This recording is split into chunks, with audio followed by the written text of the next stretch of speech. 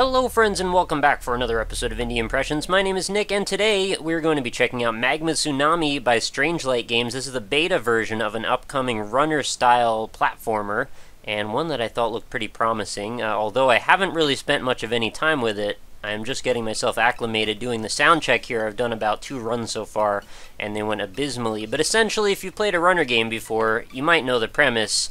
We're going to be running from the left to the right, dodging obstacles, and trying not to screw up, and if we do, the run is over, and we will log our high score and move on and try and do better next time. So you'll see we play as this kind of a silly potato man. I'm not sure who he's supposed to be or if he's got any sort of associated lore with him, but maybe we'll find out. So we've got options here: run, training, view controls, high scores, credits, and exit. Controls we already had a view at a second ago, not too much complicated here. We just basically got a run, a jump, and a move. And a pause, I suppose we needed that. We've got our credits, and there are the people responsible for this game, and we will just jump right into a game and see how we do. Do a little bit of running. So there's a 1 and a 2 player mode, worth noting. We are going to be escaping a moving wall of lava here, obviously, if you couldn't tell by the title, and I believe the levels are to some degree procedurally generated, although I think they're made up from some random template pieces. Because in the couple of runs that I did while I was getting the sound check all sorted, I did notice occasionally I would run into the same layout, but now it does seem to be quite different, so I guess that does matter. The first section was pretty easy. Oh, okay, well, we're going to throw those in the mix. I think a nice detail that they might have omitted is the fact that when you get extremely close, and this is still in beta, so this isn't really an omission, but just something maybe the developers want to think about for the future, is as you start to get super close to the lava wall, maybe your guy starts to burn a little bit or gets upset or doesn't feel so good or something. Just kicks a little bit of fire on his heels, so to speak, or quite literally, in fact. Oh, well, alright, there's our first run. Time of 50 seconds, .37. That's actually pretty good, I think, for one of my first runs in this game at all. My very first runs were like 3-5 second runs. And this sort of game is really easy to just play on indefinitely. I mean, once you get the feel for the controls, which there isn't much to get the feel for because they're pretty intuitive, and if you played a lot of platformers, they're going to be pretty much natural for you to just jump right into. But once you get into that, it's just kind of one of those actions that you have a hard time stopping, you know? Once you pop, you can't stop. Alright, we're going to go back into the caves. I suppose there is some sort of a formula to how these areas are generated. Maybe you always go through the same progression. Regardless, I think this is pretty cool, and these crystals, I have to say, of course, remind me a bit of Bit Trip Runner. Perhaps more the first one than the second one. I'm not sure there were a lot of crystals in the second one. A lot of, like, floating whales with monocles, but not so much crystals, in my experience. Alright, so you got some pretty angry parrots. Of course, I'm also getting a little bit of, like, an Adventure Island vibe from this. Wow, I just got killed by a marauding UFO. You never know what you're going to find. So I didn't break my top score, so my dude looks like he's all covered in sores and upset. Kind of feel a little bad for him, but I think we should just jump in and play another one. I am curious what the training modes are going to be like, so I'm going to want to check that out in short order. Danger UFOs, they do warn you at least, and thankfully that platform actually blocked the UFO for me. Which actually, in a way, results in some almost emergent gameplay if the platforms are generated separately from where the UFO locations are, so you might actually get some actual, like, true random generation then in the actions that could happen.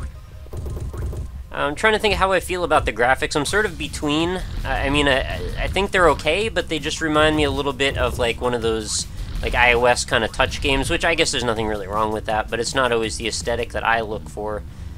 The camera movement is all very smooth, and I find that in general everything feels just pretty much fine. But maybe a little bit more animation yet might be needed, a little bit more life brought to the world. Oh, I managed to get a new record by, like, 1 second. I really need to do a little bit better here. I'm confident that I can pull it off. I just need to get a little bit ahead of where the wave is taking us, and hopefully I can see these parrots coming, because I think those have been pretty much my death most of the time, although I did get hit with that one errant UFO.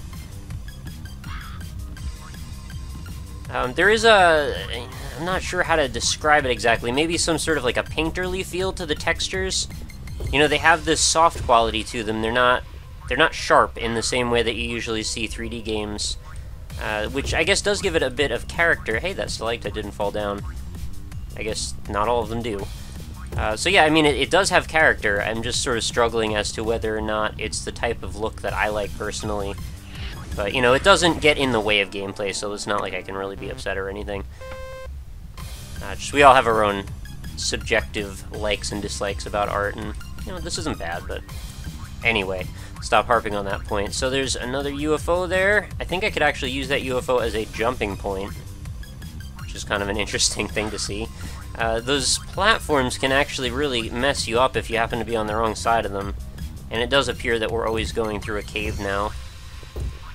What I meant, though, is like with the platforms, if you end up in a position where there's one right over your head, and you need to make a somewhat further jump, I imagine if you're not in the best position, you're pretty much just done. Like, you can't do much to get out of that position.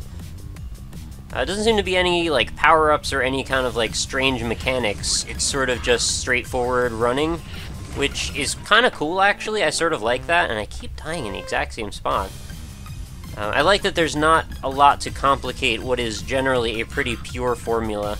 This type of gameplay, I mean, it really... Whoa, what's going on? I'm slipping and sliding indefinitely there. This sort of gameplay really does seem to carry for quite a while's worth of, like, addiction without a whole lot of intervention. You know, just the concept of how far can you make it on your sheer skills. You know, it harkens back to that same Super Meat Boy type of feeling, or like Dust Force, or any of those really addictive platformers that make you just want to keep trying over and over again. That was an interesting little tweak to the platforming sequence there. The fact that that stalactite actually ended up on a platform that it impaled through. Haven't really seen that before. Let's see if I can break a minute this time. I'd really like that. There is pressure-sensitive jumping, so that's definitely a thing worth noting. Oh yeah, the UFO. Parrot. Things are getting complicated all of a sudden. Where's the UFO? Okay, we broke our high score. 1 minute is incoming. Where's the UFO? It never showed up. Wow, that was a really nasty little combination. Whoa! How did I survive that? Alright, things are getting really chaotic now. I can't believe I'm still in. And we're going through another cave. I wonder if this formula just keeps going over and over again. Oh, well, 78 seconds. I'm pretty proud of that time, to be honest with you guys. So I guess if that is the case, and the formula does just keep swapping back and forth from, like, open area to caves, then, I don't know, some more areas would be cool. But not that those areas are bad or anything, just more diversity, I suppose. Although I can't imagine it's super easy to come up with random generation and then add, you know, new art assets on top of it. But yeah, it definitely felt like it ratcheted up the difficulty really fast from the first open area to the cave sequence. Those two seemed fine. Then the second open area seemed way harder. And then the cave after that didn't seem that hard. I spent more time outside, didn't I? I think it was like a double open area. Anyway, let's go back to the main menu. And let's try a training, see what that is about. Oh, I guess this might just jump you to each of the difficulty settings. Let's just go right to hard and see what that is. I imagine it's probably like our tier 2 open area. Or I guess we could call it the beach, because, you know, it is technically the beach. Oh, okay, the ice cream is what made me slip like that. I didn't quite parse that the other time. It didn't really seem to play much of a role in how far I could get, or, like, messed me up at all. The slipping animation was just more cosmetic, it seemed. Could I not jump? It seemed like I could jump. That was terrible. I just ran into the first parrot I saw. And, you know, little details like having the parrots look a couple different ways could probably stretch this out a little bit. Having there be a few different ground textures could definitely help. Or if you want to go a few steps further, procedurally generated ground textures would make a huge difference.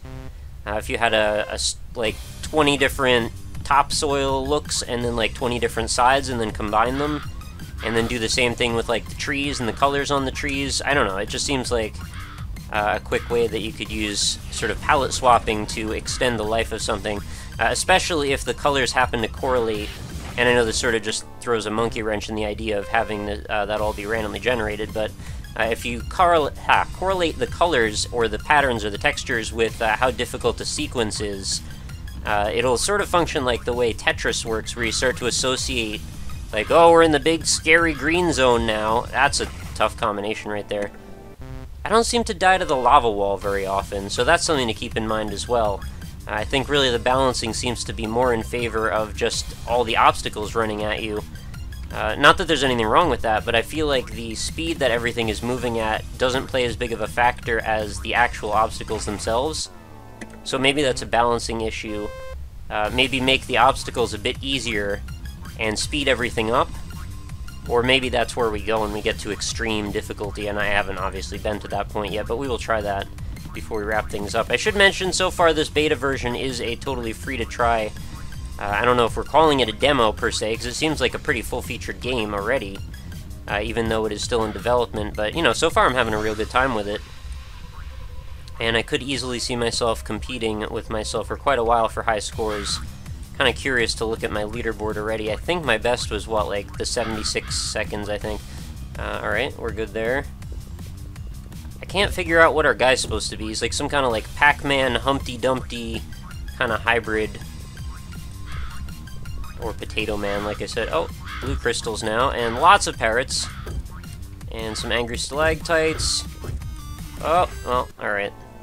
I wonder if we'll see anything like bursting lava coming from the ground later, or like moving, more dynamic platforming sequences. Maybe we have to traverse, you know, floating in the air sequences of hanging stuff. Let's check out Madness and see if it leads to Sparta, because sometimes it does. Maybe we'll get kicked down a well.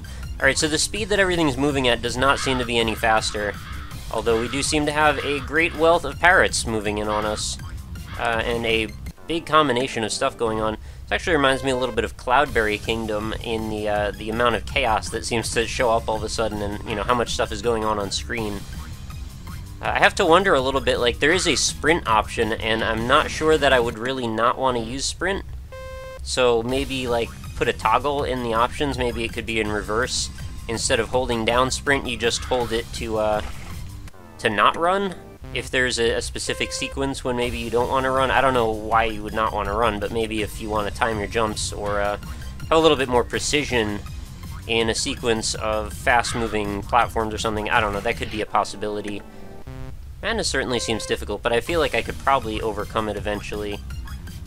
This doesn't seem drastically harder than what I was at when I lost that actual normal run. I mean, there were parrots coming at me from pretty much every direction. I seemed to jump through them on my first try. I'm not sure why, even. I haven't mentioned the music so far. Actually, I find that pretty good. I mean, it's not especially standout. It doesn't really seem to jump out at me a lot, but it definitely does set the tone well. It's not detracting from anything, and I think it does complement what's going on. I think it's pretty much what I would expect it to sound like. The polish of the music seems to complement the art style, is what I'm trying to say. You know, if you go for like an 8-bit retro look in your actual visual aesthetic, you might want to consider something like a chiptune soundtrack, whereas this is a little bit more polished and goes for a 3D look. So something like this, a little bit more like electronica, although I'm not sure if that's exactly what you would want to call this style of music. I think that does go reasonably well. Alright, so now I actually do seem to find that the lava wall is becoming a factor. Although, you know, I'm still not sure to what degree. I wonder if you get to a point, if maybe they would want to, like, have rushes of the lava wall moving forward. Just to put the pressure on the player. Maybe you could reach a point where the difficulty starts to come from behind you instead of in front of you. And just to put more, you know, tension on what's going on, you want to basically have to stay forward more into the view, which gives you less time to react to what's happening in front of you, although at that point I would want to lessen up on some of the obstacles coming from ahead, you know, in favor of, like I said, having less time to react. Hopefully you get what I'm trying to describe here. The lava wall would maybe move in, you know, 35 to 40% into the field of the player's, you know, ability to move around, and I could see that definitely posing a new risk. Alright, so I seem to be going a little bit in circles here. I don't seem to be getting much better, but I'm definitely enjoying my time here with Magma Tsunami. Although now I'm just falling off all the platforms, I'm not sure why. I just need a moment of concentration. I think I can do better. I do like some of the patterns that happen with the parrots jumping out at you from every direction. And I like these sequences as well. They remind me of New Super Mario Bros. For some reason. Maybe it's the look, maybe it's the sort of strange architecture of these platforms, but... Oh, I can make that jump? I guess I can. Yeah, alright, those are tricky jumps for sure. You definitely are going to have to spend some time working on this. But I do like it. I wish Super Meat Boy had a mode like this, like a free-running mode. Would probably have given it so much more longevity. To make like 100 levels with variable moments to it and just throw them all together in a string with little transitions between them. I imagine probably pretty difficult to program, especially with the engine they were using, but still, could have been cool. Anyway, let's go back to the main menu. I think we're probably about good for the Magma Tsunami beta. Very enjoyable. I have very few negative comments or complaints or anything like that. Definitely seems promising. If you like a good runner, I could see you doing a lot worse than Magma Tsunami. Go check it out. Link's going to be right in the description. Totally free for now. Again, still in development. This is a beta version, so things might change as things go on. But, you know, I'm enjoying what's here right now. There's enough to sustain you for quite a while, I have a feeling. Oh, I should look at my high scores also while I'm still here, just to see where we ended up. So my best time, 78:57 on a standard run. Curious to know what two-player looks like, but I'll leave that to you guys to see. But anyway, that is going to wrap us up for another episode of Indie Impressions, guys. Thanks so much for hanging out with me. As always, though, if you'd like to check out more episodes in the series, we're nearing 450 now, if you can believe that. Go head over to the website, which is indie-impressions.com. Links right in the description, again, as well as the game download for this particular one. Feel free to browse, though, over on the website. There's tons of different options for searching and sorting. So if you have a particular game style in mind, or a payment style, if you just want to check out the free games, or if you just want to check out the Steam Desera, or like the freeform direct from indie devs games, those are all available for your perusal. Other than the website, though, I've also got a Facebook page, facebook.com/indieimpressions, so if you'd like to stop by there, every day's got its new updates, as well as contests and game giveaways, and the occasional news updates as well. Also got a Twitter handle, which is @RockLeeSmile, if you want to hit me up over there. Quickest way to reach me. I also have an email contact form, which is over on indie-impressions.com. So if you want to send me comments, questions, suggestions, criticisms, or just want to shoot the breeze, that is a quick way to reach me. So, again, indie devs, if you want to reach out to me about the possibility of showing off your game on this show, just like these indie devs did, feel free to drop me a line. I'm happy to check it out. I pretty much look at every suggestion. Just whether or not I can get to it is the only factor, because I have to say, my inbox has reached new levels of insanity at this point, so I'm trying to keep things flowing as freely as I can, but, I'm kind of getting more email now than I can keep up, which is it's a little embarrassing to admit, but I will spend a day and hopefully just knock that number down again. Anyway, I do appreciate you guys hanging out. Please do let me know your comments, questions, and just general impressions on this game in the comments below. What would you do differently? What did you like about this game? What kind of things would you do to improve it or change it? If you had anything to say to the developers, what would it be? That kind of stuff is what I always like to hear. So we are here to promote discussion on indie games, so please do what you can. And if you'd love to help out the show, best thing you can do, tell a friend. That's all I ask. Spread indie games through the show if you can. But that's it. Thanks for watching, and I will be back again tomorrow with another awesome indie game, so I hope to see you here. Have a lovely night. Later.